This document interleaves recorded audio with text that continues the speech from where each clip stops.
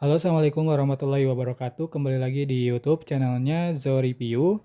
Dan di video kali ini saya mau review obat sirup Lee Baby Sirup, Couch Sirup ya.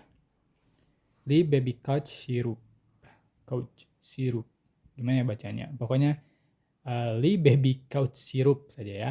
Oke teman-teman, di sini disclaimer, di sini saya bukan tenaga atau ahli di bidang kesehatan. Di sini saya hanya masyarakat biasa yang sudah pernah menggunakan obat ini. Nah, di sini kasusnya untuk anak saya ya, yang lagi demam batuk pilek.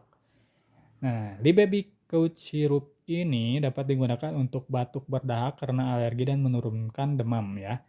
Ini saya dapat sebenarnya dari puskesmas teman-teman, tapi mungkin teman-teman bisa beli di apotek ya.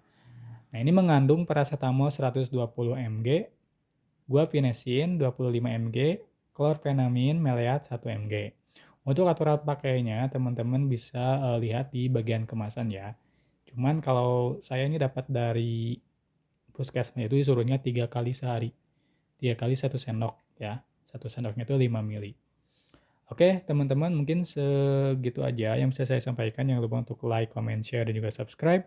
Sampai ketemu pada video selanjutnya. Terima kasih sudah menonton. Jangan lupa diklik tombol thanks-nya.